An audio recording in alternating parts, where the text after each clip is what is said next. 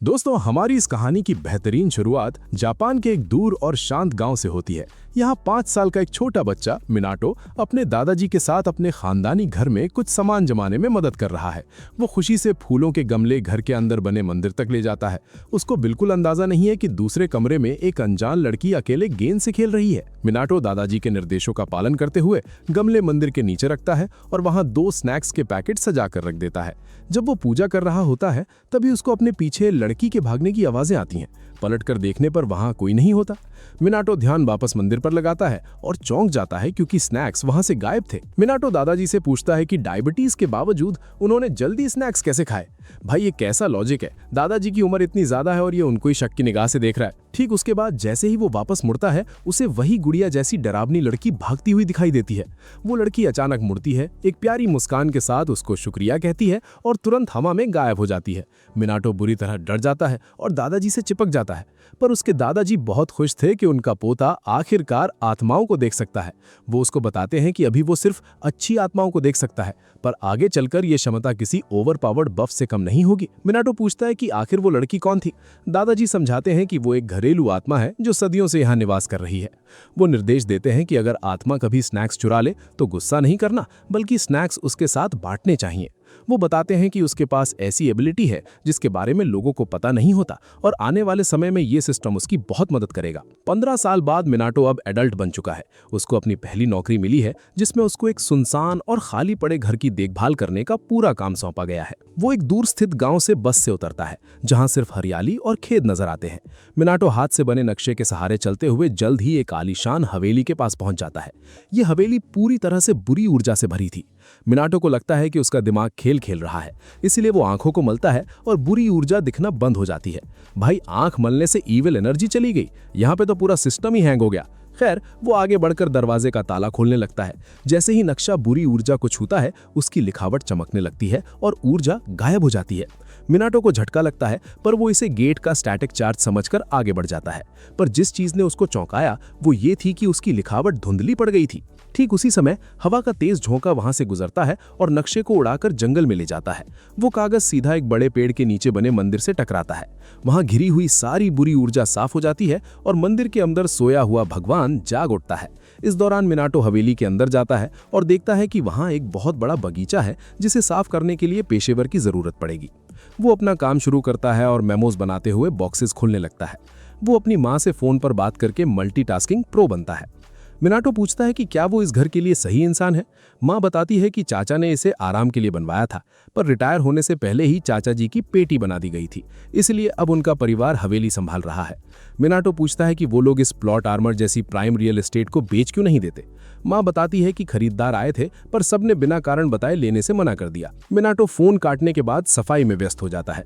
बुरी ऊर्जा वापस आकर फ्रिज पर चिपके नोट्स की तरफ आकर्षित हो रही थी, पर जैसे ही वो ऊर्जा मिनाटो की लिखावट को छूती है, वो तुरंत शुद्ध और साफ हो जाती है।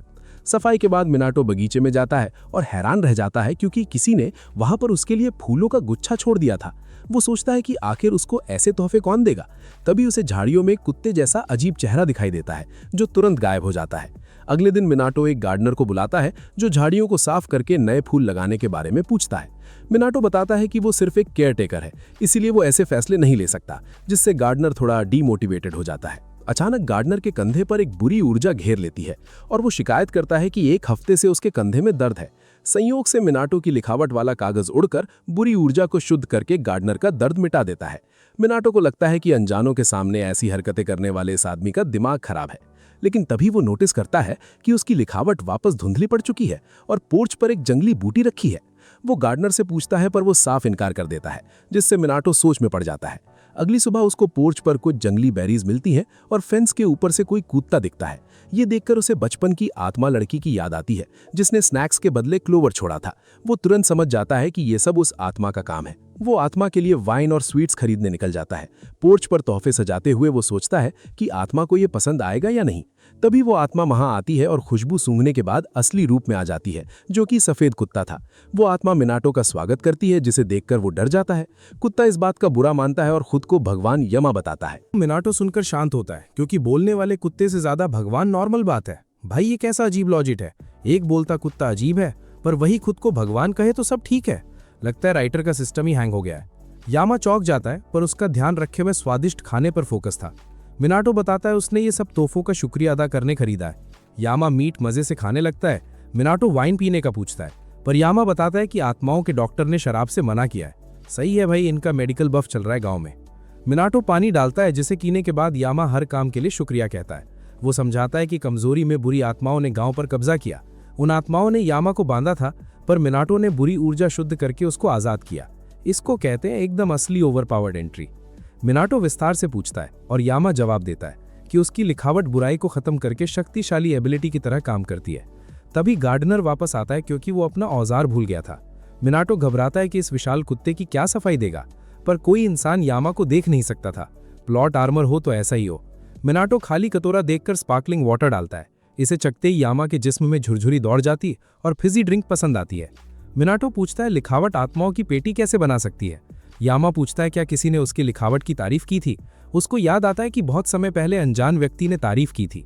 उसने परिवार के बिजनेस के लिए बेहतरीन नेम प्लेट तराशी थी। रहस्यमयी ग्राहक ने नेम प्लेट वहां से कभी ना हटाने की सलाह दी थी। भाई रैंडम आदमी ज्ञान दे गया और इसने मान लिया। उस आदमी ने मिनाटो को नए घर के लिए नेम प्लेट्स बनाने को प्रेरित किया था। यामा समझ जाता है उस रहस्यमयी आदमी के पास आत्मिक ऊर्जा देखने की शानदार एबिलिटी होगी। मिनाटो बताता है कि नई नेम प्लेट्स बनाना उसका शौक बन गया। उसने हवेली के लिए नेम प्लेट्स बनाए हैं। यामा उनको दरवाजे पर लगवाता है। जैसे ही वहां पर लगाता है, हवेली के चारों तरफ शक्तिशाली बैरियर बन जाता है। मिनाटो हैरान होता है, पर यामा समझाता है ये परफेक्ट बफ देगा और बुरी ऊर्जा रोकेगा। कुछ दिनों बाद यामा स्नैक्स खाते हुए तेज चमकने लगता है। पहले भगवान था और अब इसको पोकेमॉन बना दिया। यामा बताता है खाना और इज्जत मिलने से ताकत वापस आ रही है। मिनाटो उसको ज्यादा इज्जत देने का फैसला करता है, लेकिन वो चमक बर्दाश्त नहीं कर पाता और यामा को रोशनी बंद करने कहता है। ठीक उसी समय एक्सॉर्सिस्ट की टीम गोदाम में बुरी आत्माओं से लड़ रही थी। मुख्य लीडर तगड़ी ताकत से आत्माओं को हमेशा के लिए पैक करता है, पर एक आत्मा बच निकलती और गांव की तरफ भागती। एक्सॉर्सिस्ट पीछा करता और घबराता कि वो मिनाटो पर हमला करेगी, पर सबसे चौंकाने वाली बात तब होती है जब वो आत्मा मिनाटो से टकराती है। वो आत्मा गायब होकर अपना टिकट कटवा लेती है। एक्सॉर्सिस्ट अजीब नज़ारा देख हैरान होता है और मिनाटो से पूछता है, पर मिनाटो रोने वाला था क्योंकि उसकी लिस्ट धुंधली हो गई और उसको कुछ याद नहीं था। भाई यहाँ जान पर बनी है और इसको तुच्छी शॉपिंग लिस्ट की पड़ी है। एक्सॉर्सिस्ट डम शराड्स खेलकर लिस्ट याद दिलाने में मदद करता, जबकि शुद्ध आत्मा चांदी की गेंद जैसी बनकर लुढ़क जाती। यामा घर में अकेला था और खाली बगीचा देखकर अपमानित महसूस करता, इसलिए वो भगवान वाली ओवरपावर्ड ताकत से उस बगीचे को नया बनाने का बड़ा फैसला करता। अगली सुबह मिनाटो हरी घास और तालाब देखकर मंत्रमुग्ध हो जाता है। वो नए तोहफे के लिए यामा का दिल से शुक्रिया अदा करके अच्छा महसूस करता है, पर वो तब और चौंक जाता है जब वो देखता है कि पहाड़ का भगवान आकार में छोटा होता है। यामा शांति से जवाब देता है कि बगीचा बनाने में ताकत लगने से वो छोटा हुआ है, पर वो जल्द ही वापस नॉर्मल आकार में पक्का आ जाएगा, ये उसकी गारंटी है। कुछ दिन बीतते और यामा आना बंद करता, जिससे मिनाटो परेशान होता। फिर एक दिन यामा वापस प्रकट होता, पर इस बार पहले से भी और ज्यादा छोटा हो चुका था। मिनाटो हैरान होता कि पिल्ले में बदलने के लिए उसने आखिर कितनी ताकत इस्तेमाल की होगी। तभी गिलहरी और बीवर जैसे दिखने वाले 3 अजीब संकर प्राणी वहां भागते हुए बाहर आते हैं। मिनाटो घबराता और सोचता है कि यामा ने आत्मा पत्नी के साथ मिलकर आत्मा बच्चे पैदा कर लिए। राइटर का दिमाग घूम गया और कहानी के सिस्टम को ही हैंग कर दिया, पर यामा सच्चाई बताता है कि उसने नया बफ पाने के लिए अपने कुछ आज्ञाकारी सेवक बनाए हैं। वो तीनों सेवक सेरी, तोरी और अत्सु के रूप में अपना पहला परिचय देते हैं। मिनाटो मुलाकात पर उन्हें मीठे पकवान खिलाता और सेवक लजीज मिठाइयों का मजा लेते हैं। वो घोषणा करते हैं कि मिनाटो दुनिया में उनका सबसे अच्छा दोस्त बन चुका है। वो वहां जमकर खाते और पोर्च पर ही नींद में सो जाते हैं। इस बीच यामा ने चुपचाप अपनी ताकत और असली बड़ा आकार वापस पा लिया था। एकदम से ताकत आना और जाना, ये बिल्कुल किसी गेम के सिस्टम जैसा लग रहा है। तभी यामा महसूस करता है कि मिनाटो से मिलने कोई नया मेहमान वापस आया है। ये मेहमान वही पहले वाला एक्सॉर्सिस्ट था जो हवेली के पवित्र ऊर्जा से भीग रहा था। मिनाटो आदर से अंदर स्वागत करता और वो आदमी हरुमा नाम से अपना परिचय देता है। मिनाटो के लिए विश्वास करना मुश्किल था कि एक्सॉर्सिस्ट सच में दुनिया में होते हैं। हरुमा गंभीरता से समझाता है कि आज तक उसने जितने ज्यादा शक्तिशाली लोगों से यहाँ मुलाकात की है, उन सब के मुकाबले मिनाटो के पास एक तगड़ी और ओवरपावर्ड ताकत पहले से मौजूद है। वो मिनाटो को याद दिलाता कैसे बाजार में अनजाने में एक बुरी आत्मा पूरी शुद्ध की थी। हरुमा बताता है कि हाल ही में चारों तरफ बुरी आत्माओं की संख्या तेजी से बढ़ रही है। उनको पैक करने वाले अच्छे एक्सॉर्सिस्ट की गांव में कमी है, इसलिए सच में यही सबसे बड़ा कारण है कि वो आज खासकर वहां मिनाटो के बनाए हुए जादुई पवित्र तावीज खरीदने की उम्मीद से आया है। पर मिनाटो बिल्कुल आराम से मुस्कुराते हुए उसको सच्चाई बताता है कि उसके पास ऐसा कोई भी तावीज बिल्कुल मौजूद नहीं है। दोस्तों, यमा बताता है कि हरुमा को मिनाटो की लिखावट वाला कागज चाहिए और राज खोलता है कि एक्सॉर्सिस्ट के पास यमा को देखने के लिए आत्मिक ताकत नहीं है। मिनाटो बहुत ही आराम से हरुमा को साफ शब्दों में बताता है कि उसके पास बस उसकी आम लिखावट है, जिसे सुनकर वो बेचारा पूरी तरह से हैरान रह जाता है। हरुमा को विश्वास नहीं होता कि आत्माओं का सिस्टम हैंग करने के लिए ये काफी है, पर मिनातो वही जानता है, इसलिए वो हरुमा के लिए तावीज बनाने का तय करता है। वो उन खाली पन्नों पर अपनी पसंदीदा एडल्ट एक्ट्रेसेस के लंबे नाम लिखता है। इसे देखकर हरुमा के मुंह से चाय बाहर निकल जाती है, क्योंकि वो जादू की उम्मीद कर रहा था। भाई, आत्मा भगानी है या मनोरंजन करना है? लगता है राइटर ने यहाँ कुछ ज्यादा ही सोच लिया है। हालांकि हरुमा देखता है कि मिनातो की लिखावट आत्मिक ऊर्जा से चमक रही है और खुशी से इसे लेता है। वो इनाम में पैसे देता है, पर मिनातो इनकार कर देता है क्योंकि उसने ऊल जलूल लिखा था। हरुमा नहीं मानता और एडवांस पेमेंट लेने पर जोर देता है। जब यमा लेने को कहता है, मिनातो विरोध बंद करता है। हालांकि बाद में उसको लगता है कि उसने हरुमा को ठगा है, इसलिए एक्स्ट्रा गुड लक के लिए उसके हाथ पर एक पेंटाग्राम बनाता है। ठीक उसी समय हरुमा को एजेंसी से कॉल आती है और वो बेन 10 वाले गोस्ट फ्रीक जैसी आत्मा से लड़ने वाले साथियों की मदद के लिए निकलता है। साथी कहते हैं वो ऐसी ओवर पावर्ड आत्मा को पैक नहीं कर सकते। जैसे ही आत्मा हमला करती है, हरुमा डरता है, पर अचानक पेंटाग्राम चमकता है और बुरी आत्मा तुरंत वाश बनकर टिकट कटवा लेती है। कुछ दिन बाद मिनातो आमदनी और खर्च का हिसाब करता है और नतीजा ये निकलता है कि वो कंगाल हो चुका था। वो छत की तरफ देखता है जैसे कोई रास्ता बताएगा और सोचता है हरुमा ने अच्छी रकम दी थी पर जल्दी खत्म हो गई। इन सब का कारण उसके मेहमान और उनकी स्वादिष्ट स्नैक्स खाने की तगड़ी मांग थी। मिनातो चुपचाप यमा के तीनों सेवकों को स्वादिष्ट क्रीम वाले बंस खाते हुए देखता है और वो उसको शुक्रिया कहते हैं। वो कहते हैं ऐसे लजीज स्नैक्स महंगे होंगे, पर वो जवाब देता है चिंता मत करो, क्योंकि वो मेहमानों को हाईएस्ट क्वालिटी देना चाहता है। ठीक उसी वक्त यमा 200 साल पुरानी दुकान की महंगी जापानी मिठाइयों का पूरा मजा ले रहा होता है। मिनातो मेहमानों को बता नहीं सकता कि उनकी वजह से वो बैंकरप्ट होने वाला है और वो सस्ती चीजें भी नहीं खरीद सकता, क्योंकि खराब चीज देखकर वो रूठ जाते हैं। सही है भाई, गजब प्लॉट आर्मर दे रखा है इनको। इस सबसे अनजान यमा स्नैक्स खाता रहता है, जब अचानक उसका ध्यान बगीचे के तालाब में एक रहस्यमयी छोटे जीव पर जाता है। अगले दिन मिनातो ग्रोसरी खरीदने जाता है और पार्ट टाइम वर्कर्स ढूंढने वाले कैफे के सामने रुकता है। वो सोचता है क्या और स्नैक्स के लिए नौकरी शुरू करें, पर एहसास होता है कि वो पार्ट टाइम जॉब से कभी पूरे पैसे नहीं कमा पाएगा। अचानक वो एक लॉटरी देखता है और किस्मत आजमाने के लिए टिकट लेता है। वो पहले रोल में ही फर्स्ट प्राइज जीतकर लाख येन हासिल कर लेता है। सब चौंक जाते हैं और मिनातो सोचता है इन पैसों से यमा के लिए हाई क्वालिटी वाइन लेगा। वो परंपरागत लिकर स्टोर जाता है, सोचते हुए कुछ शानदार खरीदेगा, पर अंदर घुसते ही कर्मचारी उसके चेहरे पर कन्फेटी फेंकने लगते हैं। आज दुकान का 333वां साल था और वो आज का 333वां ग्राहक निकलता है। वो खास वाइन सेट जीतने पर बधाई देते हैं और मिनातो को बिल्कुल समझ नहीं आता कि आखिर चल क्या रहा है। घर लौटते तक किस्मत से जीती नई चीजों से उसके दोनों हाथ भरे थे। वो यमा से पूछता है कि क्या ये उसका दैवीय आशीर्वाद है, क्योंकि इस लेवल की किस्मत के लिए किसी को भगवान का बड़ा पसंदीदा बच्चा होना जरूरी है। यमा जवाब देता है कि ये उसकी ताकत नहीं, बल्कि दूसरे मेहमान का खास आशीर्वाद और तगड़ा बफ है। वो तालाब में पत्थर पर खड़े कछुए की तरफ इशारा करता है, जिसकी पीठ पर आइलैंड बना था। यमा बताता है कि ये रेकी है, जो अच्छी किस्मत लाने वाले 4 होली बीस्ट्स में से एक है। मिनातो हैरान होकर पूछता है कि होली टॉर्टोइज यहाँ क्यों आया। यमा बताता है रेकी मिनातो से मदद मिलने का शुक्रिया करने आया है। मिनातो कहता है रेकी उसको कोई और समझ रहा है, क्योंकि उसने किसी कछुए की मदद नहीं की। यमा याद दिलाता है जब उसने बाजार में बुरी आत्मा की पेटी बना दी थी, तब वहां फंसे रेकी को आजाद किया था। वो बताता है कि उसकी गुड लक स्ट्रीक कछुए की वजह से है, पर मिनातो इनकार कर देता है। तभी माँ का कॉल आता है कि मिनातो ने पुरानी लॉटरी में 1 मिलियन येन जीत लिए हैं। आखिरकार मिनातो यकीन कर लेता है कि रेकी सच में उसके लिए बेहिसाब किस्मत लाया है। वो लकी गॉड को धन्यवाद देने के लिए घुटनों पर बैठ जाता है। यमा बताता है कि रेकी उसके तालाब में ठहरना चाहता है। मिनातो पूछता है क्या उसको ऐतराज नहीं, क्योंकि वो पहले आया था। पहाड़ का भगवान जवाब देता है ये मिनातो का बगीचा है और सिर्फ उसके पास ही बड़ा फैसला लेने की पूरी एबिलिटी मौजूद है। मिनातो को गॉड ऑफ लक को रखने में कोई परेशानी नहीं थी और जीती हुई लिकर से रेकी का स्वागत करने का पूरा फैसला करता है। जैसे ही टॉर्टोइज लिकर देखता है, वो फ्लैश बनकर मिनातो के ठीक बगल में आता है, जो उसके लिए शराब डालता है। रेकी मजे से पीता है और शुक्रिया के रूप में मिनातो को एक स्पेशल सीड का अनोखा तोहफा देता है। मिनातो उन्हें पाकर खुश होता है और बगीचे में बोने का जल्दी से निर्णय करता है। यमा सावधान करता है कि पौधे काफी लंबे होंगे, इसलिए खुली जगह चुननी चाहिए, और मिनातो आज्ञा मानता है। जब वो बीज बो देता है, तब यमा से पूछता है वो बीज किस चीज के थे। पहाड़ का भगवान उस बेवकूफ आदमी की हरकत को देखते हुए पूरी तरह से दंग रह जाता है। उसको समझ नहीं आता कि आखिर उसने ये बड़ा सवाल पहले क्यों नहीं पूछा था। भाई, यहाँ पे राइटर का दिमाग घास चरने गया था क्या? बिना पूछे मिट्टी में गाड़ दी। सच में इंसान का पूरा सिस्टम ही हैंग हो चुका है। दोस्तों, ये बात उस शख्स से अजीब लगती है जो बीज का राज बताने से इनकार कर चुका था और मिनाटो को कहता है कि पौधा बड़ा होने पर सब पता चल जाएगा। अगले दिन मिनाटो यामा के लिए स्नैक्स लाता है। तभी अनजान आवाज आती है जो पूछती है कि क्या उनको भी थोड़ा हिस्सा मिल सकता है।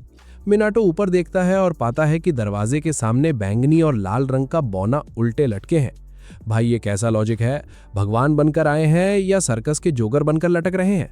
मिनाटो घबराता है, पर यामा शांत होने को कहता है क्योंकि ये दोनों उसके दोस्त हैं। यामा उनका परिचय रेजिन बिजली के भगवान और फूजिन हवा के भगवान के रूप में देता है। मिनाटो उनके बारे में जानता था क्योंकि वो जापानी लोक कथाओं में मशहूर थे। वो यामा से पूछता है कि क्या सच में ये प्यारे गॉब्लिन भगवान हैं, और यामा सहमति जताता है। मिनाटो उनका आदर से स्वागत करता है और खाने के लिए कुकीज देता है, पर उसी समय यामा के तीनों सेवक आते हैं और गुस्सा होते हैं क्योंकि कुकीज उनके लिए थी। रेजिन और फूजिन उन सेवकों को शांत होने को कहते हैं। यामा पूछता है वो यहाँ क्यों आए हैं। वो जवाब देते हैं उन्होंने सुना था कि ये जगह आरामदायक है, इसलिए वो यहाँ आए और उनको निराशा नहीं हुई। वो देखते हैं कि रेजिन शराब पी रहा है और मिनाटो पूछता है कि क्या वो भी शराब पीना पसंद करेंगे। दोनों भगवान प्रस्ताव मानते हैं और पीने के बाद संतुष्ट होते हैं। फूजिन स्नैक्स और शराब के लिए मिनाटो का शुक्रिया अदा करने का फैसला करता है, इसलिए वो मिनाटो को अपनी शक्तिशाली एबिलिटी इस्तेमाल करने का मौका देता है। फूजिन चुटकी बजाता है और तेज हवा का झोंका मिनाटो के चारों तरफ घूमने लगता है। मिनाटो चौंक जाता है और सोचता है क्या चल रहा है। फूजिन समझाता है अब उसके पास हवा को नियंत्रित करने वाली ताकत आ चुकी है। वो नई ताकत का परीक्षण करने को कहता है और यामा का सेवक लक्ष्य के रूप में पत्ता पकड़कर खड़ा होता है। भगवान उसको हवा पैदा करने की कल्पना करने को कहते हैं। मिनाटो जल्द ही हल्की हवा पैदा करने में सफल होता है जो पत्ते को हिला सकती थी। मिनाटो को ताकत मिलने पर खुशी होती है, पर फूजिन और यामा समझाते हैं कि ये सिर्फ शुरुआत है, उसको और शक्तिशाली बनने के लिए अभ्यास करना होगा। मिनाटो कहता है वो अभ्यास करेगा और ताकत का इस्तेमाल बगीचे से सूखे पत्तों को साफ करने में करेगा। भाई इसने तो ओवरपावर्ड ताकत को झाड़ू पोछा वाला सिस्टम बना दिया। भगवान भी उलझन में पड़ जाते हैं। दूसरी तरफ हरीमा नाम का एक्सॉर्सिस्ट हाथ पर बने निशान की वजह से एक्सॉर्सिस्ट्स की दुनिया का वन पंच मैन बन चुका है। उसने तावीज वाली ताकत का इस्तेमाल करते रहने के लिए दिनों से अपना हाथ नहीं धोया है। साफ सफाई का सिस्टम हैंग कर दिया है, पर अब वो शक्तिशाली निशान धुंधला पड़कर खत्म होने वाला था। ठीक उसी वक्त उसको किसी दूसरे एक्सोर्सिस्ट की चिल्लाने की आवाज आती है। वो भागता है और देखता है एक आदमी दीवार से चिपका है, जबकि डरावना भूत उस पर हमला करने की कोशिश कर रहा है। वो आदमी डरकर अपनी साथी लड़की को ताना मारता है और मदद करने को कहता है, पर वो लड़की इतनी डरी हुई थी कि हिलना मुमकिन नहीं था। भूत उस बाल वाले आदमी पर हमला करता है। आदमी समझ जाता है कि अब उसकी पेटी बना दी जाएगी, पर आखिरी मौके पर हरीमा एंट्री लेता है और मिनाटो वाले तावीज से भूत को पूरी तरह से पैक कर देता है। वो बाल वाला आदमी जिसका नाम अकीजो था इस घटना को देखता है। मिशन पूरा होने के बाद वो साथी को आदेश देता है कि वो हरीमा के मेमोज के बारे में बताए, जिसने अचानक उसे बेहतरीन एक्सॉर्सिस्ट बना दिया है। वो जवाब देती है उसे सिर्फ इतना पता है कि हरीमा को नोट्स हाल ही में मिले हैं। अकीजो उसे नक्कारा आलसी कहकर कॉलर पकड़ लेता है। वो औरत दुखती रग पर हाथ रखकर पूछती है कि क्या वो हरीमा से जल रहा है क्योंकि वो उससे ज्यादा शक्तिशाली है। ये बात अकीजो को गुस्सा दिलाती है और वो औरत मौका देखकर भाग जाती है। अकीजो अकेला रह जाता है और हरीमा को कोसते हुए कसम खाता है कि वो उससे कभी नहीं हारेगा। मिनाटो के घर बारिश खत्म होती है और वो पाता है कि उसका बगीचा बारिश से प्रभावित नहीं हुआ है। यामा समझाता है कि ऐसा इसलिए है क्योंकि उसका बगीचा अब पवित्र जमीन बन चुका है और प्राकृतिक घटनाएं असर नहीं डालेंगी। मिनाटो प्रभावित होता है, तभी उसकी निगाहें रेकी पर जाती हैं, जो बगीचे में पौधे को घूर रहा था। मिनाटो समझ जाता है कि ये वही जगह है जहां उसने कल बीज बोया था और आज वो इतना बड़ा हो चुका है। मिनाटो पेड़ के बारे में जानने को बेचैन होता है और यामा बताता है कि ये कैम्फर ट्री है जिसे कुसुनो की पेड़ भी कहा जाता है। इत्तेफाक से यही मिनाटो के खानदान का नाम था। यामा कहता है ये पवित्र जमीन में उगा हुआ पवित्र पेड़ है, पर मिनाटो गहराई नहीं समझ पाता। वो बस जानता है पेड़ों को पोषण और पानी की जरूरत होती है, इसलिए वो तुरंत औजार की तरह उसको पानी देने लगता है, जबकि अभी बारिश हुई थी। लगता है राइटर ने कुछ ज्यादा ही सोच लिया, प्लॉट आर्मर देकर पेड़ उगा रहा है। अगले दिन मिनाटो को माँ द्वारा भेजा गया सामान मिलता है और हाइकिंग जैकेट देखकर यामा पूछता है कि क्या वो पहाड़ पर चढ़ने की योजना बना रहा है। मिनाटो जवाब देता है कि वो यामा के पहाड़ पर चढ़ना चाहता है और उसके मंदिर में जाकर सम्मान देना चाहता है। यामा चेतावनी देता है कि पहाड़ पर चढ़ना आसान नहीं होगा, पर मिनाटो ने सामान तैयार कर रखा था। यामा बीते समय को याद करके भावुक होता है, जब लोग नियमित रूप से मंदिर आते थे पर अब कोई नहीं आता। वो मिनाटो को बताता है कि उसके आज्ञाकारी सेवक रास्ता दिखाने में मदद करेंगे। अगले दिन मिनाटो चढ़ाई शुरू करता है और चढ़ाई सच में मुश्किल थी। मिनाटो सेवकों के पीछे चलते हुए नदियों और गुफाओं को पार करके एक छोटे से लकड़ी के मंदिर तक पहुंच जाता है। वो तुरंत मंदिर की सफाई शुरू करता है और सेवक भी मदद करते हैं। वो कहते हैं यामा साफ मंदिर देखकर खुश होगा। सफाई पूरी होने के बाद वो एक साथ बैठकर स्नैक्स का मजा लेते हैं, तभी अचानक एक डरावनी चीख हवा में गूंज उठती है। यमा के आज्ञाकारी सेवक उस चीख का पीछा करते हुए आगे निकल जाते हैं और हमारा भोला भाला मिनातो उनके पीछे पीछे दौड़ता है। वहां वो देखता है कि उन सेवकों का सामना एक काली धुंध से हो रहा है, जो एक भयंकर शक्तिशाली बुरी आत्मा का रूप ले लेती है। वो आत्मा अचानक एक सेवक पर हमला करती है, जो बेचारा डर के मारे उड़कर सीधा मिनातो की गोदी में आकर छुप जाता है। मिनातो उस खौफनाक बुराई को देखकर चौंक जाता है। सेवक उससे पूछते हैं कि क्या उसको दिख नहीं रहा कि ये पूरा इलाका बुरी ऊर्जा से भरा हुआ है। मिनातो बड़े ही आराम से जवाब देता है कि वो एक आशावादी इंसान है, इसलिए उसको सिर्फ अच्छी चीजें दिखती हैं, पर अगर ये बुराई उसे दिख रही है तो जरूर ये बहुत ज्यादा ओवरपावर्ड होगी। भाई ये कैसा लॉजिक है? मतलब बुराई इतनी तगड़ी होनी चाहिए कि वो अंधे को भी दिख जाए।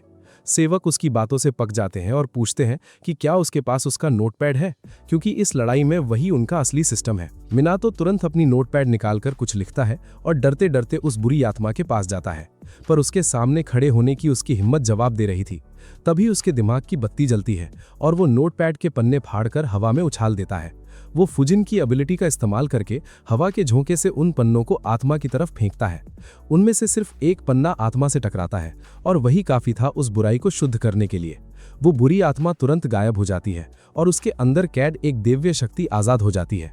एक सुनहरी गेंद जमीन पर गिरती है और एक अजीब से प्राणी का रूप ले लेती है, जिसे देखकर मिनातो हैरान था। वो उस मिथिकल प्राणी के पास जाकर उसका हाल पूछता है, पर वो शर्मीला जीव तुरंत वहां से भाग जाता है और एक पल में झरने के ऊपर चढ़ जाता है। मिनातो खुश होता है कि उसने किसी की मदद की और सुकून से घर लौट आता है। अगले दिन यमा उसका शुक्रिया अदा करता है मंदिर की सफाई के लिए। मिनातो कहता है कि ये कोई बड़ी बात नहीं थी। वो फिर उस आत्मा के बारे में पूछता है जिसे उसने जंगल में बचाया था। यमा जवाब देता है कि जल्द ही वो सब समझ जाएगा। मिनातो का ध्यान फिर उस कैम्फर ट्री पर जाता है जिसने बढ़ना बंद कर दिया था, जबकि पिछले कुछ दिनों में वो बहुत तेजी से बढ़ा था। सेवक उसे समझाते हैं कि पवित्र पेड़ों के बढ़ने का तरीका आम पेड़ों से अलग होता है, इसलिए चिंता करने की कोई बात नहीं। तभी रेकी उसके पास आता है, पर मिनातो को कछुए की भाषा समझ नहीं आती, इसलिए वो यमा की मदद लेता है, जो बताता है कि कोई मेहमान आया है। मिनातो दरवाजे पर जाता है तो सामने एक विशाल ड्रैगन खड़ा था। वो दंग रह जाता है, पर ड्रैगन का व्यवहार काफी विनम्र था, इसलिए वो उसे अंदर आने देता है। पता चलता है कि ये ओरियू है, जो रेकी की तरह ही 4 पवित्र जीवों में से एक है।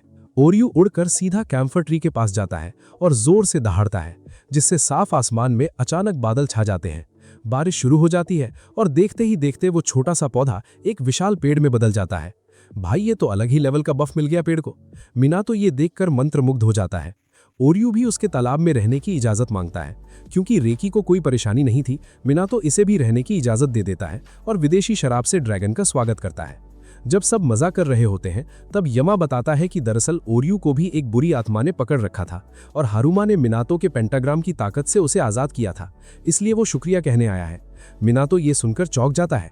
तभी डोरबेल बजती है और सामने हारुमा खड़ा होता है, जो नए तावीज लेने आया था। मिनातो उसे शॉपिंग मेमोज देता है और उन महंगी मिठाइयों के लिए शुक्रिया अदा करता है जो हारुमा हर बार लाता है।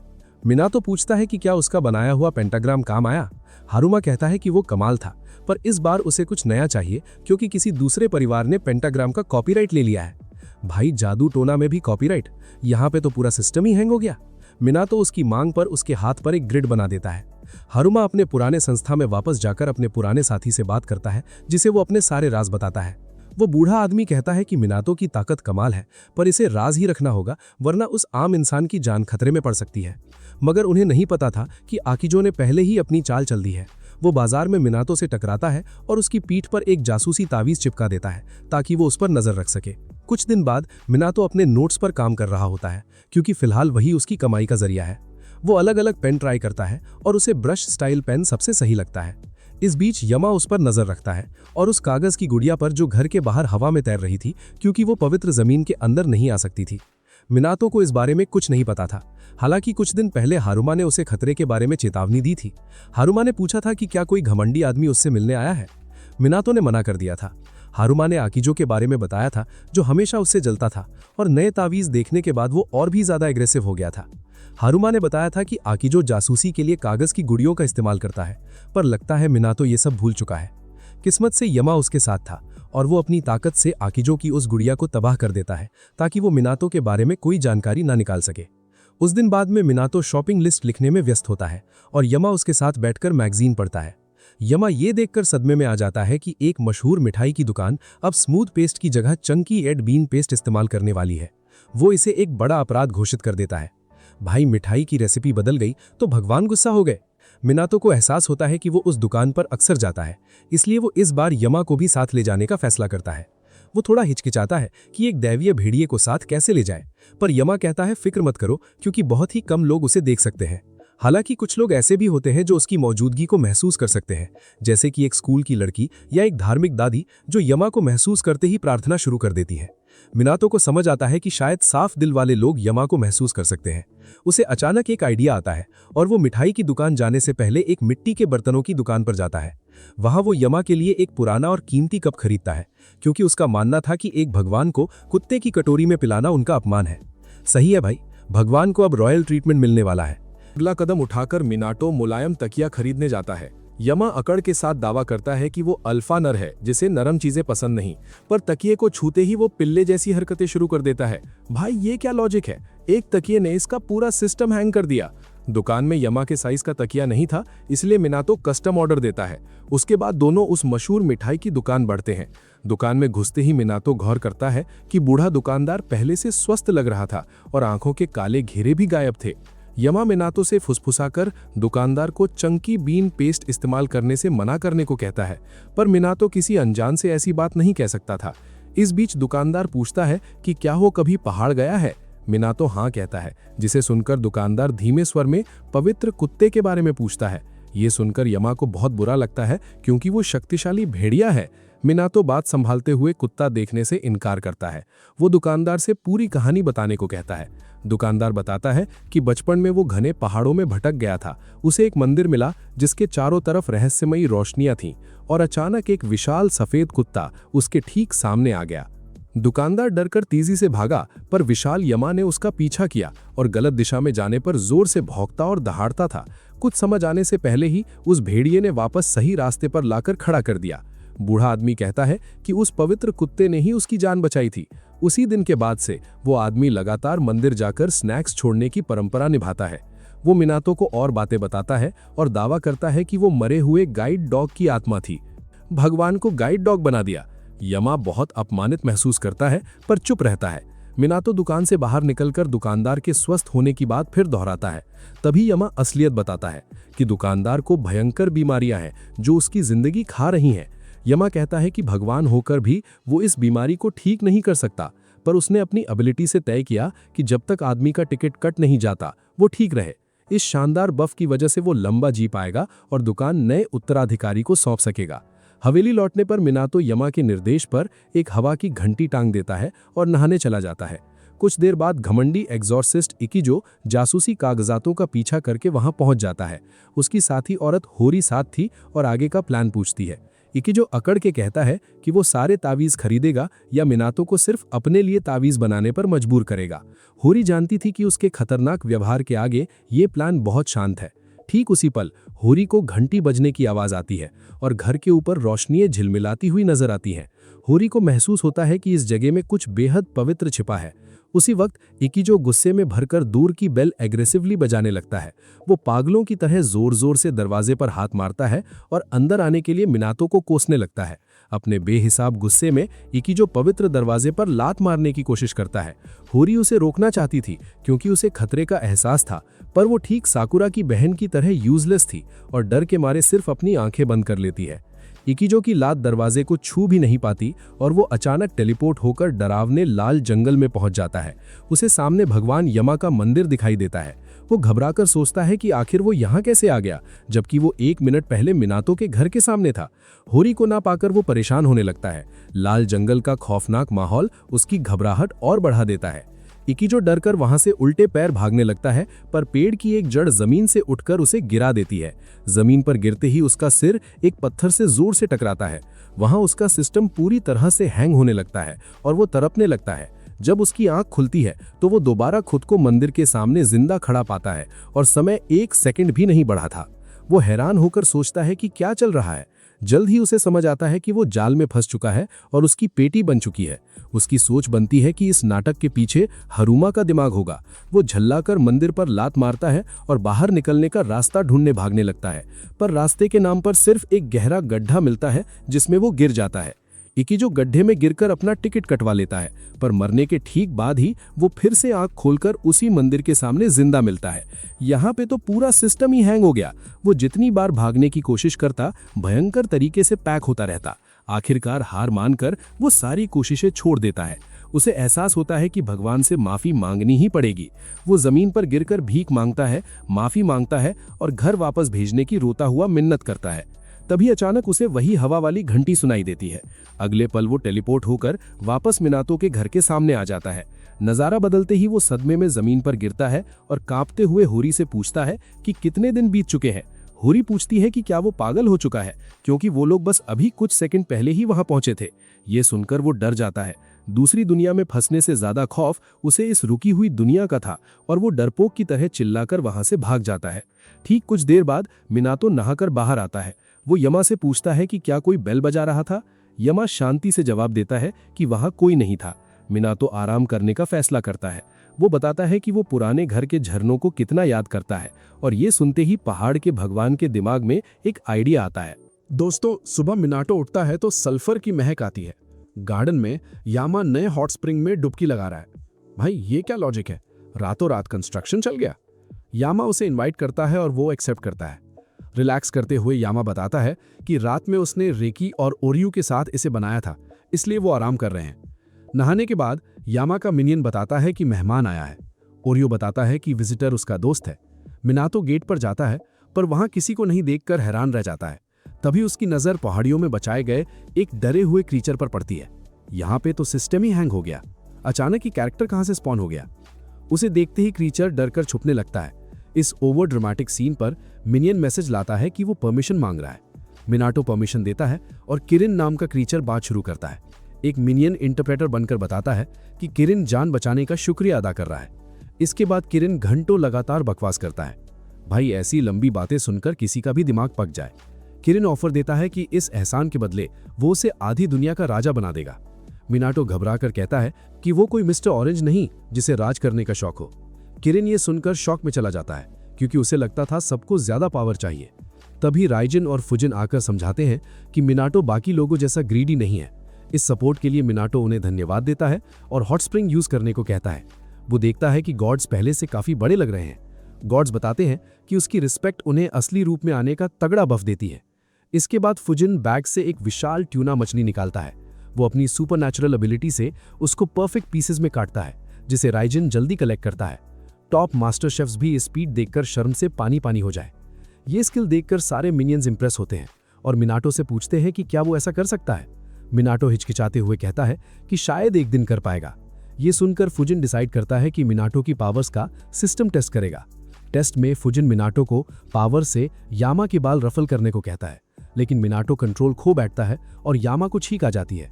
इसके बावजूद यामा चिल रहता है और मसाज कंटिन्यू करवाता है। क्या फालतू लॉजिक है, छींक आने पर भी मसाज चाहिए इनको। फुजिन एनालाइज करके कहता है कि मिनाटो डर रहा है कि उसकी ओवरपावर्ड ताकत से किसी बेकसूर का टिकट न कट जाए। ठीक उसी वक्त मिनाटो के फोन पर उसकी मां का मैसेज आता है कि सारी नेम प्लेट्स टूट चुकी हैं। भाई इनका घर है या खेत? मिनाटो तुरंत नई नेम प्लेट्स बनाने लगता है और पूछता है कि रोजाना टूटना अजीब नहीं लगता। यामा पूछता है कि क्या उसके घर में कोई नॉन ह्यूमन एंटिटी रहती है। मिनाटो को उसी वक्त डॉल गर्ल स्पिरिट की याद आती है। यामा एक्सप्लेन करता है कि वो स्पिरिट ही नेम प्लेट्स तोड़ रही होगी, ताकि वो बता सके कि उसकी स्पिरिचुअल पावर खत्म हो चुकी है। मिनाटो तय करता है कि वो नई नेम प्लेट्स तुरंत भेज देगा। अपनी स्किल्स अपग्रेड करने के चक्कर में वो यामा से पूछता है कि क्या वो बेहतर चीज बना सकता है। यामा कहता है कि एबिलिटीज इंप्रूव करनी पड़ेंगी। मिनाटो समझने के लिए पूछता है कि वो ऐसे कैसे कर सकता है। यामा जवाब देता है कि इस लेवल तक पहुंचने के लिए सबसे पहले विंड एबिलिटीज ट्रेन करनी पड़ेंगी। अब यामा मिनाटो को ऐसी जगह आने को कहता है जहां वो बिना रुकावट के पावर्स टेस्ट कर सके। वो उसे पिछले दरवाजे तक ले जाता है। दरवाजा खोलते ही चमकती रोशनी दिखती है। अंदर कदम रखते ही वो एक डिवाइन गेट को पार करके सीधे एक घने जंगल में पहुंच जाता है जहां पेड़ है। ये टेलीपोर्टेशन देखकर मिनाटो हैरान है। यामा बताता है कि ये सेक्रेड ग्राउंड मिनियंस ने बनाया है और यहाँ मिनाटो पूरी स्ट्रेंथ बिना डर अनलीश कर सकता है। मिनाटो कहता है कि वो पेड़ को नुकसान नहीं पहुंचाना चाहता। यामा हंसते हुए बताता है कि सारे पेड़ नकली है। भाई राइटर ने लंबा सेटअप बस इन नकली पेड़ों के लिए किया था। ये सुनकर मिनाटो राहत महसूस करता है। ठीक उसी वक्त घर पर किरिन दोबारा एंट्री मारता है और वहां आकर एक गिफ्ट छोड़ जाता है। ये गिफ्ट एक अजीब सा ड्यूरियन फ्रूट होता है। दोस्तों, इसकी महक एक वीक और पैक हो चुके होबो के पुराने अंडरवेयर जैसी घटिया होती है। जैसे ही किरिन बदबूदार गिफ्ट छोड़ता है, तभी रेकी और ओरियो पानी से बाहर आकर उस फ्रूट को किक मारकर दूर फेंक देते हैं। किरिन उस फ्रूट को कैच करता है और गुस्से में पूछता है कि वो लोग क्या बकवास कर रहे हैं। दोनों होली बीस्ट्स उसे सख्त वार्निंग देते हैं कि मालिक ना हो तो ये कचरा यहाँ मत लाओ। किरिन डिफेंड करते हुए बोलता है कि ये एक टेस्टी फूड है, इसलिए वो लोग इसको ऐसे फेंक नहीं सकते। इधर दूसरी तरफ कैमरा वापस नकली जंगल की तरफ जाता है, जहां मिनाटो हवा का इतना पावरफुल तूफान बनाता है जो पूरे जंगल के पेड़ों को बुरी तरह हिलाकर रख देता है। लेकिन दोस्तों, यहां उसकी बॉडी उसका साथ छोड़ देती है और वो बेहोश हो जाता है। राइटर ने तगड़ी पावर दे दी पर स्टैमिना भूल गया। यामा उसे वापस घर के अंदर लेकर आता है। होश आने के बाद मिनाटो डिसाइड करता है कि उसे हार्ड ट्रेनिंग करनी होगी। वो कंटिन्यूसली फेक फॉरेस्ट में ट्रेनिंग करता है और साथ ही घर के लिए नई नेम प्लेट्स बनाता रहता है। यामा महसूस करता है कि नई नेम प्लेट्स में पहले से ज्यादा स्पिरिचुअल पावर आ चुकी है। कुछ दिनों बाद मिनाटो आखिरकार फुजिन की एबिलिटीज में ठीक ठाक मास्टर हो जाता है। वो अब एक मिनी टॉर्नेडो बना सकता है जो सारी सूखी पत्तियों को उठाकर बड़ी आसानी से एक ही जगह इकट्ठा कर देता है। सच में सफाई का ये नया मैजिकल सिस्टम बहुत ही आसान है। मिनाटो इस अचीवमेंट से खुश होता है क्योंकि ये हवा की पावर डेली लाइफ में आराम से काम आ रही थी। यामा को भी मिनाटो के अंदर ये क्लियर इंप्रूवमेंट नजर आता है। लेकिन दोस्तों, हमारा मिनाटो फिर भी हम्बल बनने की ओवर एक्टिंग पूरी करता है और अंत में सफाई देते हुए कहता है कि वो अभी भी किसी एंगल से फुजिन के लेवल तक नहीं पहुंचा है। दोस्तों, ठीक तभी वहां पर खुद विंड गॉड यानी हवा के देवता अचानक से प्रकट होते हैं। वो मिनातो को समझाते हैं कि उसे खुद को कभी भी कमजोर या आम इंसान नहीं समझना चाहिए। हवा के देवता अपने असली रूप में आकर बड़े गर्व से दावा करते हैं कि अगर मिनातो बिना रुके लगातार अपनी हार्डकोर ट्रेनिंग जारी रखता है तो एक दिन वो इतना ओवरपावर्ड बन जाएगा कि अपने ताकतवर दुश्मनों के मजबूत घरों को आराम से 2 टुकड़ों में फाड़ कर रख देगा। ये भयानक बातें सुनकर बेचारा मिनातो अंदर तक घबरा जाता है और डर के मारे जवाब देता है कि वो अहिंसा का बड़ा पुजारी है। रेजिन, जो कि बिजली का देवता है, उसकी शांति वाली बात सुनकर एक खतरनाक आइडिया देता है। वो कहता है कि अहिंसा का रास्ता छोड़ने से पहले उसे दुश्मनों की पेटी बनाने के बजाय उनका सिस्टम हैंग करने के लिए बिजली का एक तगड़ा झटका देकर बेहोश करने का ट्राई जरूर करना चाहिए। भाई, ये क्या अजीब लॉजिक है। मतलब मार नहीं सकते तो शॉक दे दो। मिनातो इन देवताओं की अजीब बातों को तुरंत मना कर देता है। इसके बाद मिनातो यामा के मिनियंस के बारे में पूछता है। यामा बड़े शांत स्वभाव से बताता है कि पिछली बार इविल स्पिरिट से मार पड़ने के बाद से वो नकली जंगल में डीप मेडिटेशन और हार्ड ट्रेनिंग कर रहे हैं ताकि उनकी हिडन एबिलिटी और तगड़ी हो सके। मिनातो ये सुनकर बहुत ज्यादा खुश होता है, पर असलियत में उन आलसी मिनियंस की वो इंटेंस मेडिटेशन कब की एक ग्रुप नैप सेशन में बदल चुकी थी। ये सब सिर्फ खर्राटे मार रहे थे। इस जोरदार कॉमेडी और झूठ के ठीक बाद सीन आगे बढ़ता है, जहां मिनातो सूखी और जली हुई पत्तियों के ढेर में आराम से बैठकर स्वीट पोटैटोज भून रहा होता है। यामा और ओरियो इन गर्मा गर्म स्वीट पोटैटोज का पूरा मजा लेते हैं, जबकि रेकी को इसमें कोई इंटरेस्ट नहीं होता और उसे शराब पीना ज्यादा पसंद आता है। तभी अचानक से बैठे हुए रेजिन और फुजिन का बड़ा ईगो हर्ट हो जाता है और वो अकड़ते हुए बोलते हैं कि वो लोग मिनातो से बहुत ज्यादा बेहतर और टेस्टी स्वीट पोटैटोज भूनकर दिखा सकते हैं। अपना लाइव और तगड़ा डेमो दिखाने के लिए फुजिन तुरंत अपनी पावर से उन्हें हवा में उठाता है और ठीक उसी स्पीड से रेजिन उन पर करंट मारता है। पर भाई, यहाँ तो इन ओवर स्मार्ट देवताओं का पूरा सिस्टम ही हैंग हो जाता है और खाने की चीज पूरी तरह कोयला बन जाती है। मिनातो इनका ये ओवर कॉन्फिडेंट नेचर देखकर काफी ज्यादा निराश हो जाता है। तभी अचानक से उसे अपने पैरों पर कुछ अनोखे एग्जॉटिक फ्रूट्स पड़े हुए मिलते हैं और पास की झाड़ियों से किरिन घबराते हुए बाहर झांक रहा होता है। मिनातो प्यार से उसे वही जले हुए स्वीट पोटैटोज खाने के लिए ऑफर करता है और फ्रूट्स के लिए शुक्रिया बोलता है। लेकिन दोस्तों, यहाँ पर किरिन की दिमागी हालत बुरी हो जाती है और उसकी ओवर थिंकिंग शुरू हो जाती है। उसे लगता है कि इन इंसानों को हमेशा से मासूम जानवर जिंदा जलाने में बड़ा मजा आता है और अब अगला नंबर पक्का उसी का होने वाला है। डर के मारे उसकी ऐसी हालत होती है कि वो बिना कुछ बोले वापस उन्हीं घनी झाड़ियों में जाकर छुप जाता है। यामा इस कॉमेडी पर सॉलिड एडवाइस देता है कि किरिन को बियर बहुत पसंद है और मिनातो तुरंत इस पॉइंट को अपने ध्यान में नोट कर लेता है ताकि आगे दोस्ती हो सके।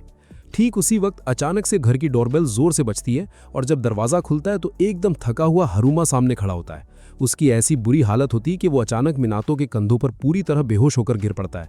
मिनातो घबराकर उसे जल्दी से अंदर लाकर आराम से बिठा देता है और पानी पिलाता है। हरुमा थोड़ा होश आती चिंता में बोलता है कि उसे इस घर में एक बहुत ही तगड़ा और भयानक स्पिरिचुअल प्रेशर लगातार फील हो रहा है। अब मिनातो बेचारा चिल्लाकर ये राज थोड़ी खोलेगा कि उसके आसपास अलग अलग रूप में ताकतवर गॉड्स आराम से बैठे हुए हैं। इसलिए वो सारी बातों को घुमाता है और मामले के बारे में पूछता है। हरुमा सीरियस होकर बताता है कि इस बार एसोसिएशन के बेस्ट एक्सॉर्सिस्ट का प्लॉट आर्मर किसी काम नहीं आ रहा था। एक श्रापित और खतरनाक गुड़िया को एक्सॉर्साइज करने के मामले में वो लोग बुरी तरह फ्लॉप हो गए थे और उनकी बोलती बंद हो गई थी। अब उस दुष्ट आत्मा ने पूरे के पूरे मंदिर पर ही अपना कब्जा जमा लिया है और वहां सब तरफ सिर्फ काला और पॉइजनस ईविल ऑरा फैला दिया है।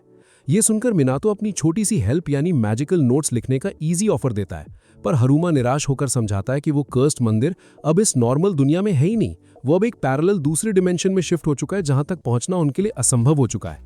हरुमा को इस बात का भी अच्छे से पता था कि मिनातो आम इंसान नहीं है और वो आसानी से गॉड से बातें भी कर लेता है। ये सारा असली राज खुलते ही वहां पर यामा का गुस्सा आसमान छू लेता है। उसे गलतफहमी हो जाती है कि ये हरुमा उसकी डिवाइन पावर्स का गलत फायदा उठाना चाहता है। यामा इतना ज्यादा आग बबूला हो जाता है कि वो एक रूह कांपने वाली दहाड़ मारता है। हरुमा डर के मारे वहीं अपनी पैंट में ही पेशाब कर देता है। भाई क्या बेइज्जती है, लाइटर ने इस बेचारे को रुला कर रख दिया। मिनियंस तुरंत आकर यामा को शांत करते हैं। फाइनली मिनातो यामा से दूसरे डिमेंशन में चलने की गुजारिश करता है और यामा ट्रेडिशनल स्वीट्स की तगड़ी डिमांड रखता है। हरुमा स्वीट्स खाकर मिनातो को परमिशन देता है, पर खुद उस रिस्क में नहीं जाता।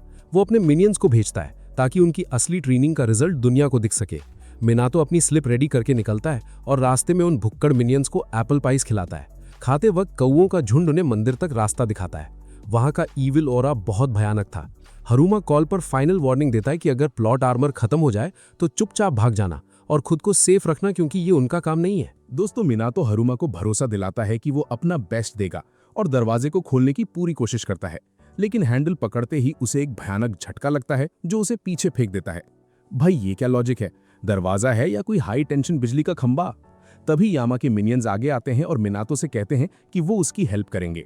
वो मिलकर अपनी डिवाइन एनर्जी का तगड़ा बफ यूज करते हैं और उस भारी दरवाजे को दूसरे डिमेंशन के लिए खोल देते हैं। ये जगह ईवल एनर्जी से भरी थी। मिनातो अंदर दौड़ता है और वहां एक डरावना मंदिर पाता है। मिनियन सीरियसली बताते हैं कि इस पूरे डार्क सिस्टम का असली सोर्स इसी मंदिर के अंदर छिपा हुआ है।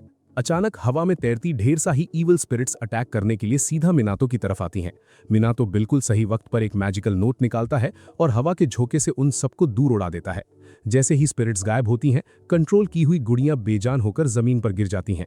अगली वेव आने पर मिनियंस आगे बढ़कर दुश्मनों की आसानी से पेटी बना देते हैं। तभी एक मिनियन वार्निंग इग्नोर करके ओवर कॉन्फिडेंस में आगे बढ़ता है। अचानक एक आधी एक्सरसाइज की हुई डॉल उस पर हमला करती है। किस्मत से दोस्त बाल नोचकर उसका टिकट कटने से बचा लेते हैं। दोस्तों, असली मुसीबत तो अभी बाकी थी, क्योंकि ईविल स्पिरिट्स का भयानक बॉस अचानक बाहर आ जाता है। वहां सभी को रियलाइज होता है कि ये ईविल स्पिरिट का बॉस आखिर कितना ओवरपावर्ड है। अगले पल वो तेजी से आसमान में उड़ने लगता है और ऐसी चीख निकालता है जिसे सुनकर किसी का भी पूरा सिस्टम हैंग हो जाए। मिनातो इस फाइट को पैक करने के लिए मेमोज उछालता है और विंड पावर्स का यूज करके उन्हें शूट करता है, लेकिन बॉस का प्लॉट आर्मर बहुत तगड़ा था। वो बालों से सारे टैलिस्मैन्स फाड़ देता है और मिनियंस को हवा में फेंक देता है। लगता है राइटर ने इस बॉस को अलग ही स्टेरॉइड्स दिए हैं। इसके तुरंत बाद जायंट स्पिरिट मिनातो को पकड़कर बालों के बीच कैद कर लेता है। बाल कसने लगते हैं और मिनातो डर जाता है कि उसका परमानेंटली टिकट कट जाएगा। इस भयानक क्राइसिस में वो आखिरी उम्मीद के साथ यामा को पुकारता है, जो दूसरे डिमेंशन से उसकी आवाज आराम से सुन लेता है। भाई, इनका ये सुपरनैचुरल नेटवर्क कनेक्शन सच में क्या गजब का है। ठीक उसी वक्त छोटे मिनियंस मिनातो के पास आते हैं और यामा की रॉ पावर को अपनी बॉडी से चैनल करते हैं। इस भयानक अटैक से उस बॉस को ट्रिमेंडस डैमेज मिलता है। ये अटैक उस ईविल स्पिरिट को पूरी तरह इमोबिलाइज कर देता है और वो जमीन पर गिर जाता है। मिनातो इस फाइनल ट्रैप से आजाद होता है और डायरेक्टली उस डॉल पर स्पेल लिखकर उसे एक्सरसाइज कर देता है। खतरा ओवर होने पर मिनियंस बताते हैं कि मंदिर में और ईविल एनर्जी है। मिनातो अंदर जाता है और उसे एक ऑर्ब मिलता है। मिनियंस बताते हैं कि ये करप्टेड माउंटेन गॉड है। वो समझाते हैं कि अगर वो इस गॉड को सेफली फ्री करने में कामयाब हो जाए तो प्रॉब्लम हमेशा के लिए सॉल्व हो जाएगी। मिनातो काम शुरू करता है, पर पॉकेट में एक भी टैलिस्मैन नहीं होता। पर लक देखो, वो अपना पर्सनल नोटपैड साथ ही लाया था। वो उस गॉड को प्योरीफाई करने के लिए लगातार दर्जनों टैलिस्मैन्स बनाता है, पर सारी लिखावट हवा में फेड हो जाती है। यहाँ पे तो इनकी एबिलिटी ही फेल हो गई।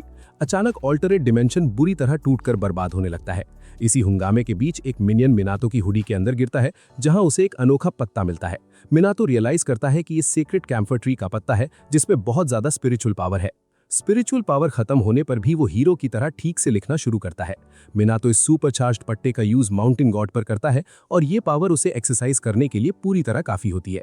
माउंटेन गॉड फाइनली शराब से फ्री होता है और मिनातो ग्लोइंग ऑर्ब को उठा लेता है, पर यह डिमेंशन तेजी से कोलैप्स हो रहा था और बाहर निकलने का टाइम नहीं बचा था। दुनिया टूट रही थी, तभी अचानक एक विशाल पेड़ उनके ऊपर गिरने लगता है, जिसे देखकर मिनातो डर जाता है। लेकिन तभी एक बड़ा चमत्कार होता है। वो लंबा पेड़ और पास का घर अचानक 2 टुकड़ों में चिर जाता है और मिनातो सीधा जमीन पर गिरता है। जब उसे होश आता है तो वो जमीन पर उसी टूटे मंदिर के सामने सेफली पड़ा होता है। तभी रेजिन और फुजिन वहां स्टाइलिश एंट्री लेते हैं और अपना एपिक एक्शन एक्सप्लेन करते हैं। वो कहते हैं कि अगर मिनातो और ज्यादा ओवरपावर्ड होता तो वो भी किसी दुश्मन का घर आसानी से स्लैश कर सकता था।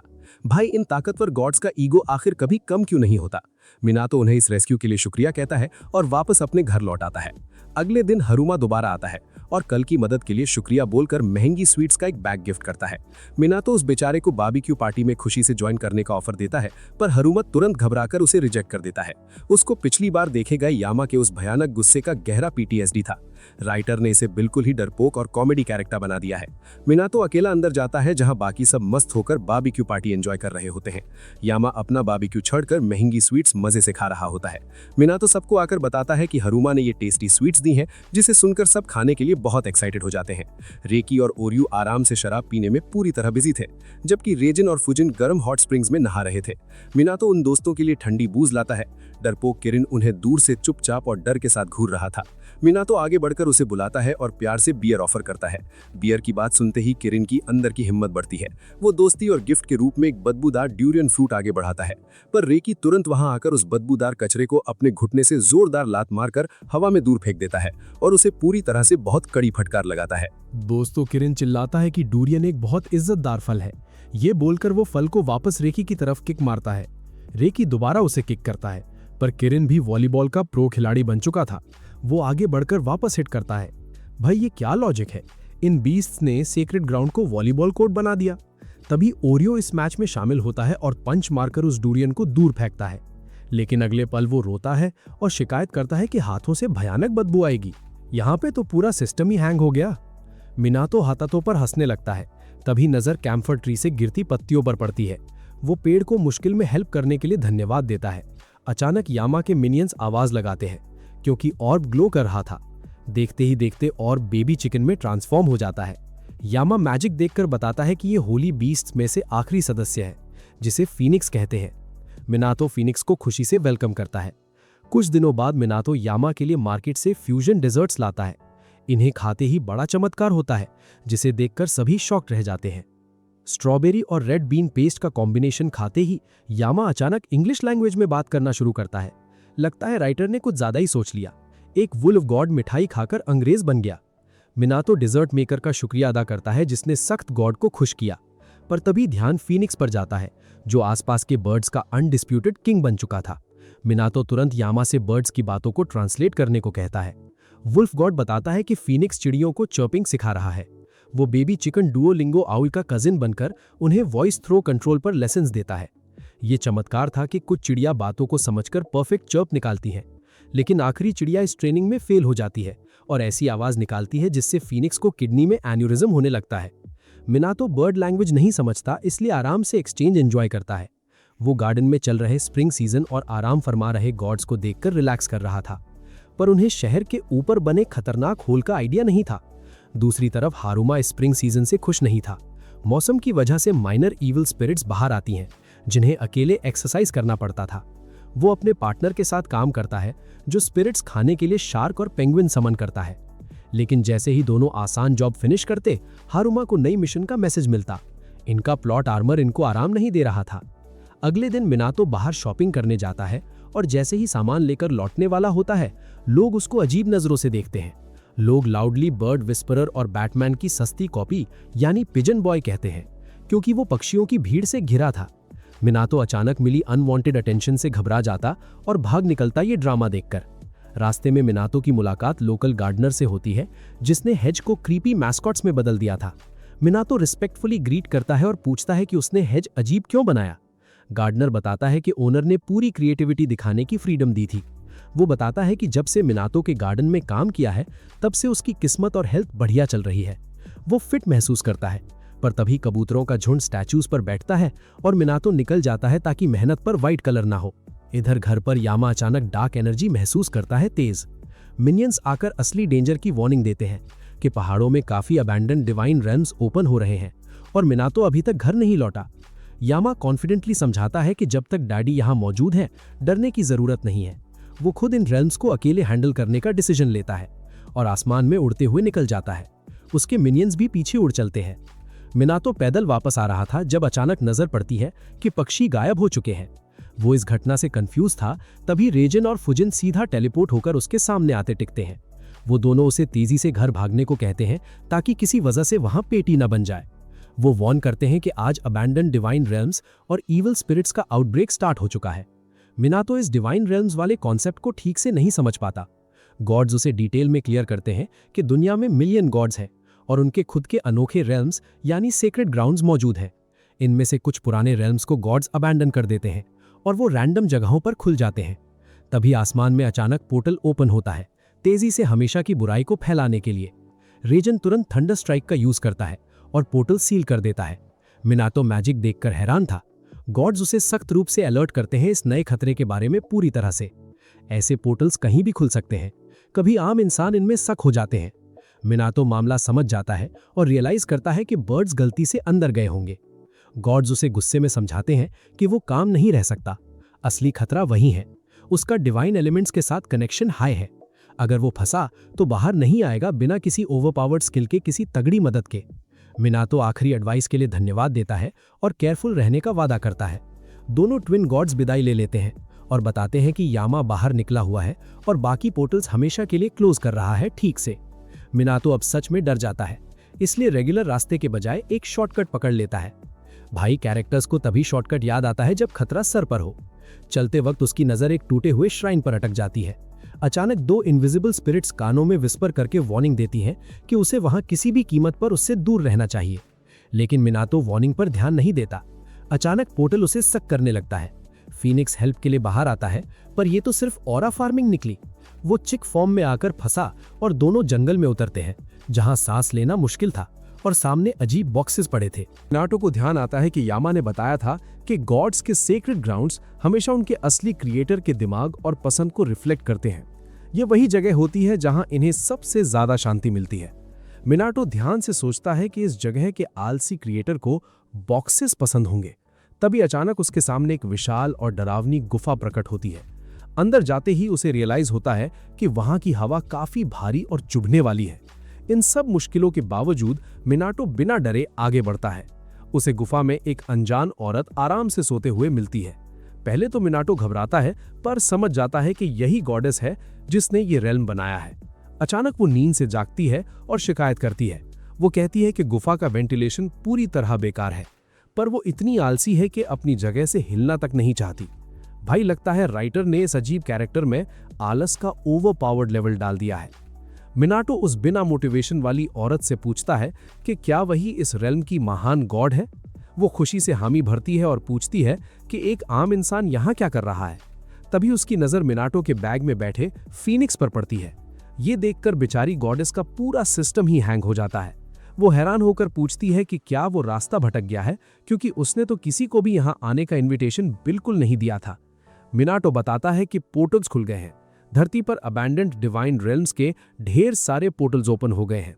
ये बुरी खबर सुनकर गॉडेस गुस्से में चिढ़ जाती है और कहती है कि उसने अपना प्यारा घर कभी नहीं छोड़ा था, पर अगले ही पल उसे एहसास होता है कि उसकी मैजिकल पावर सच में काफी वीक हो चुकी है।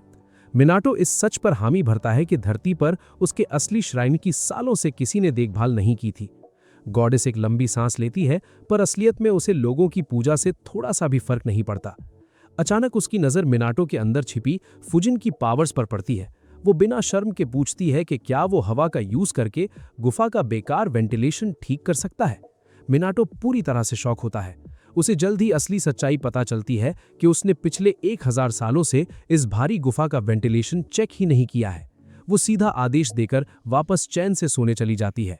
मिनाटो घबराकर पूछता है कि काम ठीक से पूरा होने के बाद क्या वो उसे घर सेफली भेज देगी। गॉडेस चिढ़ते हुए उसे बोलती है कि वो बिना परेशानी के उसे वापस भेज देगी। तभी वो अचानक एक मैजिक पोर्टल ओपन करती है। मिनाटो पोर्टल देखकर खुश हो जाता है, पर गॉडेस बताती है कि ये नया पोर्टल घर जाने के लिए नहीं, बल्कि इन बेकार लकड़ी के भारी बॉक्सेस को बाहर कचरे में फेंकने के लिए बनाया गया है। मिनाटो बिना किसी बहस के हवा की तेज पावर यूज करता है और सारे बॉक्सेस पोर्टल में सीधा फेंकना शुरू कर देता है। वहीं लेटी रहती है। सोती हुई गॉडेस आराम से वहीं लेटकर ये सारा नजारा मजे से एंजॉय कर रही थी। ठीक उसी समय अर्थ पर यामा और मिनियंस आसमान में खुले सभी पोर्टल्स आसानी से क्लियर करने में पूरी तरह बिजी थे। काम पूरा होते ही यामा मिनियंस को आदेश देता है कि अब सही वक्त आ गया है कि वो मिनाटो को सेफली रेस्क्यू करे। ये अचानक सुनकर सारे मिनियंस काफी हैरान होते हैं, पर यामा बताता है कि उसने फीनिक्स की तेज आवाज सुनी थी जो मदद की मांग कर रहा था।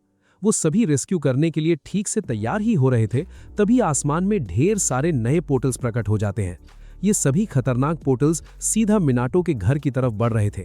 यामा गहरी चिंता में सोचता है कि इन सब को जल्दी हैंडल करना काफी मुश्किल होने वाला है। किस्मत से वहां ट्विन गॉड्स फुजिन और रेजिन अचानक पहुंच जाते हैं और पोर्टल्स आसानी से डिस्ट्रॉय करते हैं। दोनों ट्विन गॉड्स खुशी से अपनी असली मदद ऑफर करते हैं और यामा उन्हें टीम में शामिल करता है। गॉड्स यामा को आराम करने का बड़ा ऑफर देते हैं, पर यामा इसकी जगह जल्दी से अपना अजीब ऑरा फार्मिंग स्टार्ट करता है। वो एक भयानक दहाड़ मारता है और कई पोर्टल्स बर्बाद हो जाते हैं। भाई, इन गॉड्स का प्लॉट आर्मर सच में पूरी तरह से कमाल का है।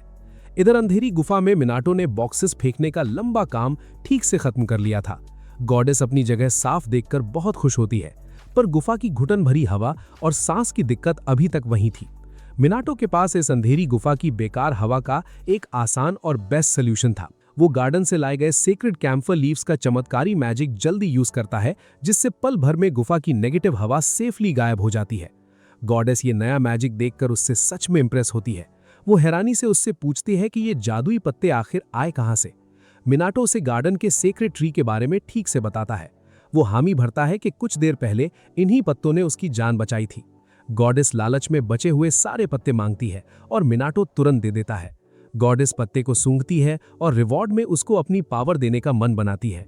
बिना कोई कंसेंट लिए वो अपनी उंगली मिनाटो के सर पर ठीक से रखती है और वायरलेसली अपनी असली पावर ट्रांसफर करती है। ये देखकर मिनाटो डर के मारे घबरा जाता है। मिनाटो घबराकर पूछता है कि ये आखिर कैसी एबिलिटी है। गॉडेस जवाब देती है कि ये नेगेटिव फीलिंग्स, डिजायर्स और बुरी पावर्स को परमानेंटली सील करने की ताकत है। मिनाटो समझ जाता है कि लकड़ी के बॉक्सेस किस लिए थे। गॉडेस बताती है कि लोग अपनी बुरी आदत हमेशा सील करवाते हैं। ये समझाते हुए वो अचानक गहरी नींद में सो जाती है। तभी यामा के छोटे मिनियंस सफेद पोर्टल से वहां आ जाते हैं। मिनाटो खुशी से उनके साथ बाहर निकल जाता है। वो उन्हें बताता है कि सीलिंग पावर उसको एक आलसी औरत ने दी थी। मिनियंस हैरान होकर बताते हैं कि वो महान गॉडेस पक्का अमातेरासु ही रही होगी। जब मिनियंस ने उस आलसी गॉडेस का नाम अमातेरासु बताया तो मिनाटो के पैरों तले जमीन खिसक जाती है। दिमाग चक्कर खा जाता है और होश उड़ जाते हैं। भाई, ये क्या लॉजिक है? अमातेरासु आम गॉडेस नहीं, बल्कि जापानीज माइथोलॉजी की सबसे महान सन गॉड यानी सूर्य देवता है। मिनाटो ने महान देवी की ऐसी बुरी हालत की कल्पना तक नहीं की थी। वो सोचता था कि सन गॉड चमकती हुई और ताकतवर होगी, पर यहाँ राइटर ने उन्हें एक आलसी और बिना मोटिवेशन वाली औरत बना दिया। लगता है राइटर ने कुछ ज्यादा ही सोच लिया। ये कैसा प्लॉट आर्मर है जहां देवी खुद अपने गुफा का कचरा साफ नहीं कर सकती। मिनाटो को यकीन नहीं हो रहा था कि उसने पावरफुल गॉड के सामने बॉक्सेस फेंकने का काम किया। उसका सिस्टम ही खबर से हैंग हो चुका था।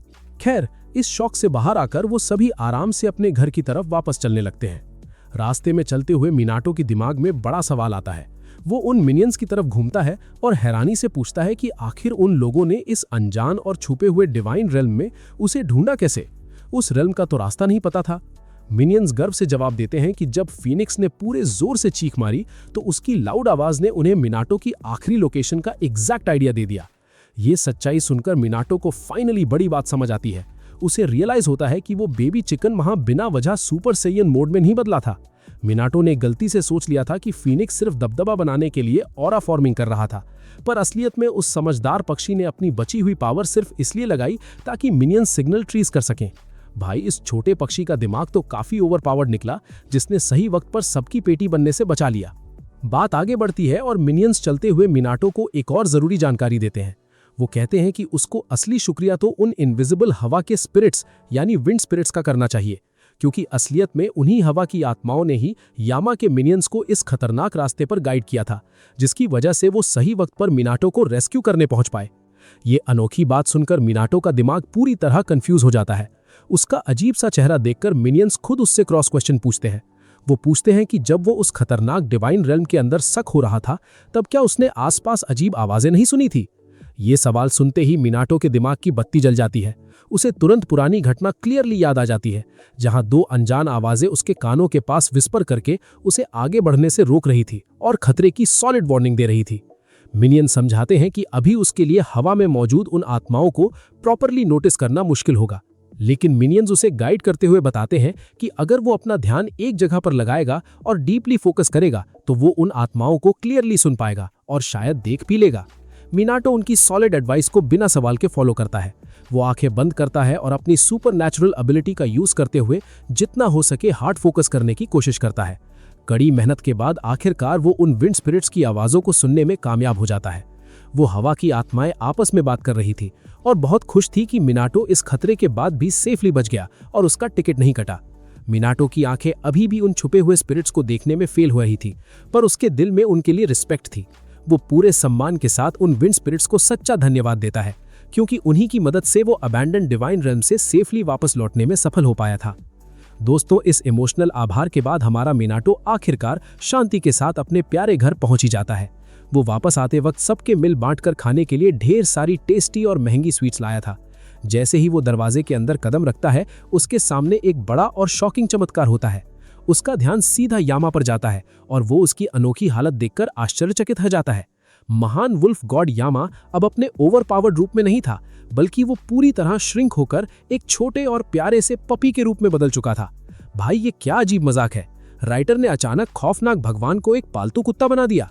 असलियत ये थी कि आसमान में खुले उन डेंजरस पोर्टल्स को बंद करने के चक्कर में यामा ने अपनी सारी डिवाइन पावर पूरी तरह एग्जॉस्ट कर दी थी, जिसकी वजह से उसका सिस्टम हैंग हो गया और वो पपी बन गया। यामा उस छोटे रूप में भी अपना ईगो मेंटेन रखता है और कॉन्फिडेंटली दावा करता है कि अगर वो मिनाटो के लाए हुए उन स्पेशल डेजर्ट्स को खा लेगा तो वो जल्द ही अपनी खोई हुई पावर वापस पा लेगा। यामा बड़ी अकड़ के साथ कहता है कि मिठाई खाते ही वो बिना किसी देरी के अपने उस ग्लोरियस और डरावने रूप में वापस लौट आएगा। लेकिन मिनाटो उस गॉड की ऐसी छोटी हालत देखकर अपनी हंसी कंट्रोल नहीं कर पाता। वो मजे लेते हुए यामा पर कमेंट करता है कि उसका ये छोटा साइज सच में बहुत अडोरेबल और प्यारा लग रहा है। मिनाटो यहाँ तक बोल देता है कि उसका ये छोटा साइज बाकी दूसरे गॉड्स के साथ ठीक से खेल कूद करने के लिए बिल्कुल परफेक्ट है। लेकिन दोस्तों, यामा को मिनाटो का ये सार्कास्टिक मजाक पसंद नहीं आता। उस गॉड का ईगो इस बात से बुरी तरह हर्ट हो जाता है। वो गुस्से में फुफकारते हुए मिनाटो को सख्त वार्निंग देता है कि वो एक बहुत ही इज्जतदार और ताकतवर माउंटेन गॉड है, ना कि कोई सड़क पर घूमने वाला आम सा पपी। उसकी एक क्यूट गुस्से वाली बात पर यह अनोखा और मजेदार एपिसोड वहीं पर अपनी एंडिंग की तरफ पहुंच जाता है। दोस्तों, इस सीरीज का ये चैप्टर सच में काफी धमाकेदार और एक्शन से भरा था। अगर आपको इस एपिसोड का मजेदार नैरेशन और बैकग्राउंड स्टोरी पसंद आई हो तो इस चैनल को सब्सक्राइब जरूर करें और वीडियो को लाइक करें। अपना वक्त देने के लिए शुक्रिया और मिलते हैं अगले मजेदार वीडियो में।